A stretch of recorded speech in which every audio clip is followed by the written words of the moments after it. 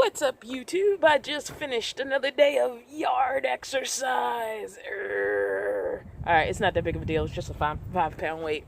But anyway, one of my subscribers, Tina, sent me 5 YouTube questions that I have not yet had the chance to make a video and answer. She sent me them on Easter. I promised I'd have the video out on Friday, and then Friday stuff happened and I didn't get the video out. So I'm going to answer those 5 questions in this video. I'll also be linking her channel in the description if you want to check her out. And let's see what these questions say. I have to pull them up on my phone. I thought these questions were pretty cool, so I'm just going to go ahead and answer these 3 questions. So the first question is, what are my 3 favorite types of videos on YouTube? Van life channels, usually.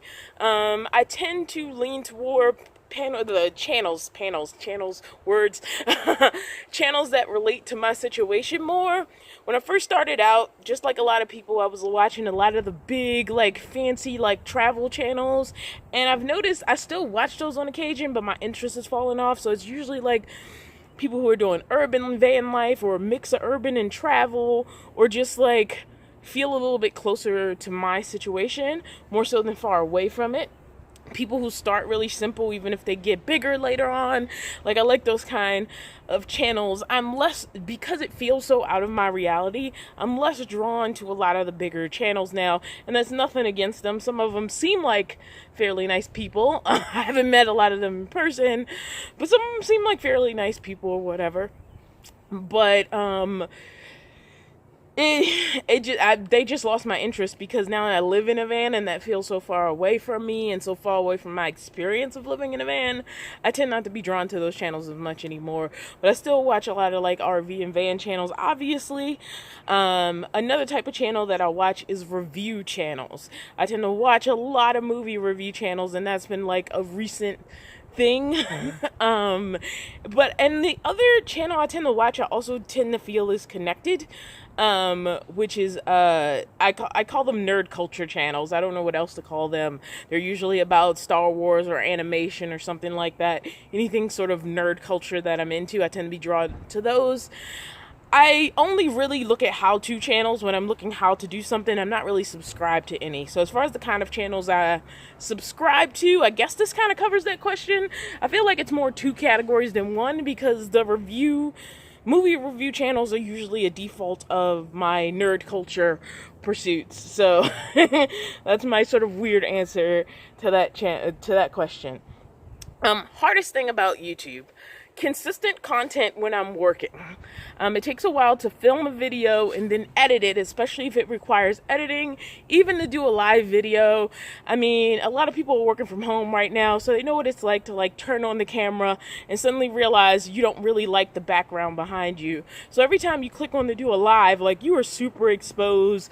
There's no editing, there's no tweaking, and sometimes the mental setup to be all right, am I ready to expose this little window of my life on camera can be a lot, even though it feels like it's easier because you don't have to do any of the uploading and editing. Once you do the live, it's already there, but that can be stressful. And just sometimes you don't feel like once you get into your life, you don't feel like the days are that interesting. It's so trying to find a way to keep interesting content going can sometimes be tricky, and to be consistent with it. Now, I've never ever, I'm a liar, have promised consistent content, and every time I've failed. Because, I may not have a lot going on, and so I'm producing videos multiple times a week, and it feels like I can stick with it, and then I get a really demanding work schedule that's taking up a lot of hours, and I have less words. I struggle with words, y'all. I have less time to really dedicate myself to content when I'm making real world money. Not to say, having reached a point where I actually do make a little bit of money from YouTube, that's not important. In fact, right now it's super important, it's critical. But it's a balance, because like YouTube, you never know what they're going to do. You never know when ad revenue is going to change. You never know when the algorithm is going to change. You never know when people are just going to get disinterested in your channel and just go away. There is no guaranteed income with YouTube. The whole platform could disappear tomorrow. So when I have, for lack of a better term, real world work, and I have to prioritize that, balancing that and also not completely disappearing from YouTube for long extended periods of time because I love my channel, can be tricky. So that's like the hardest part of YouTube, is just consistent content. And it feels easy when you in your head when you're imagining having a YouTube channel, but it can get a little bit challenging to produce sometimes. So yeah. So that was the second question. Third question, favorite part about YouTube has been building a community. I still do not meet a lot of van lifers in real life. And rather they're YouTubers or non-YouTubers, I feel like the van life connections I've made have been through being a YouTuber. And I feel like if I had never sort of exposed myself to YouTube, I might not have found a lot of the connections I found. In fact, I think even when I went to RTR, I would have been a little more enclosed if there hadn't been this connection, even though I was like a tiny speck of dust in sort of the van life YouTube network. Because I had a channel, I think it gave me more motivation to kind of put myself out there a little bit more than I would have without one. And so like RTR is really the only time I was around like a lot of van lifers, and a lot of the connections I've made because I've YouTubed about my experience, especially since so much of my van life is about, you know, being an urban van dweller who's living in my van due to financial constraints. Or at least that's how it started. It's evolved in a lot of ways. It's not evolved in a lot of other ways. But also like having a day job and living out of the van is not the most popular way to do van life. And a lot of channels they want to stay away from that because they want to be the cool travel channel and not be associated with what can sometimes be considered more the homeless way to live van life. I know how you guys feel on my channel, which is different, but I feel like sort of that's the emotion out there. People have very strong opinions on what the right van life looks like. So yeah, I don't know where I was going with that. I don't know if I answered the question, but we're going to end there because I've done one of my my answers. 4, could you walk away and never come back? That's the 4th question. I don't want to right now. Like, I have fun doing YouTube. This is such a fun extra experience on my life. I don't really see a reason to walk away. I never planned on my channel getting big. When I reached 1,000 subscribers, it surprised me. It still surprises me that it ever went beyond that. So there's nothing like disappointing about the experience. If I started to feel like a negative impact on my psyche, then it would be. And that's why one of the reasons I don't ever see myself being like, all right, I'm just going to give up everything and just do YouTube. It's way too stressful. And I've seen what it does to people. I've seen people just become these complainers about how much money they're not making, how the YouTube algorithm has things against them. And honestly, I think a lot of those decisions are way beyond your one little YouTube channel. But when you start depending on it for like your sole source of income, things can get tricky, and you can get bitter when you're not growing the way you want to grow. Or like you had this really great month where you're like, oh my gosh, I didn't know like this was possible. You know, especially when you get up into the upper echelon of YouTube, and then that next month you have, you know, hardly nothing or half of what you made the month before. Like, and then you could have put in the same amount of hours. And I don't ever want to depend on YouTube so much that I've reached that level of stress. So if it ever felt like I was starting to tip in that position where I was getting over obsessed with the numbers, then I would give it up. But right now I'm not in that place. I mean, like right this exact second, it's tough because of COVID-19. And so every little itsy bitsy way I can make a penny matters. But as the world starts to normalize again and I start to depend more on standard employment, my intent is always to keep the stress off of making money from YouTube. And I think like that'll keep me from wanting to quit anytime in the near future. And the fifth question, when do you think your channel will take off? And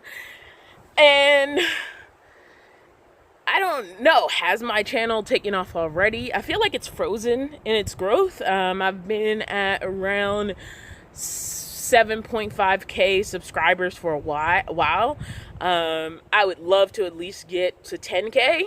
20k would be fabulous, but I don't want to become one of those people like, again, begging for subscribers every video. I've kind of snuck it in and pulled it out. Like I've had ways of asking for it and pulling it out because like I just hate doing it. And I know it's like it's a necessary part of growth to stay viable on the platform, to keep asking. A lot of people don't understand that every interaction with the video counts. Subscribers, watch time, likes, anything that's an interaction with that video, anything that shows people are paying attention to that video is important to channels continuing to grow, to showing up more, to becoming recommended videos more. The more people like videos, the more those videos are recommended out.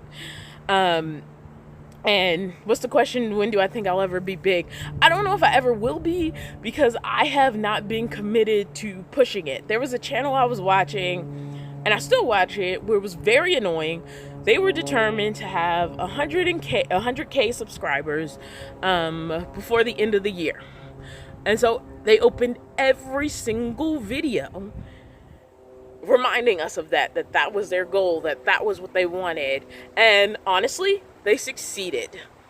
And that's a good thing for them because it was something they really wanted. So as annoying as I found it, it did actually work in that, they were really pushing hard, and therefore people who like them were re-pushing them. And I don't think I work hard enough for that re-push. But also, again, that's because I'm afraid of the mental stress of becoming too hooked up in the numbers. So as far as like some people who are smaller than me might consider me already a big-ish channel, at least at the point of like I'm monetized, I have, 1,000 people watching a video is a lot. And I don't, most of the time I'm getting, at least 1,000 views on most of my videos. Some of that has dropped recently. I don't know if it's like people weren't that interested in the Vanlife chat sessions or what was going on, but it has dropped recently. But that's a lot of people watching a video. But in the grand scheme of YouTube, it's nothing. It's literally nothing. And it's hard to say like 1,000 is nothing, but it really is. It's nothing. It's very tiny. It's very small in a world where, there are people with 50K and 100K and people even higher than that. But it's still more than I ever expected. So right now, what YouTube is as a part of my life is already bigger than I expected. Do I think of days where I wish I had at least 10K, like that I was at least in the double digits? Definitely, but I don't know when it's gonna happen. I tend to have these weird bursts and then I just freeze for a while. And I feel like right now I'm frozen. I don't know how much of that is going to change before the end of 2021. Maybe if I keep going with this for a few years, it'll get bigger, but I just try not to obsess over it. I didn't start YouTube to get big. I started to represent what I felt was an underrepresented part of van life, not completely unrepresented, but underrepresented. And that has only ever been my goal, that a few people who need it see this side of the community as well. And that's all I got for answers to these questions. Tina, I don't know if I did a good job. Again, Tina will be linked in the description, and I'll see you guys in the next video. Thank you as always to all of my supporters over on Patreon. Other ways to support the channel include liking, commenting, and sharing so that other people will be encouraged to subscribe. Thank you so much.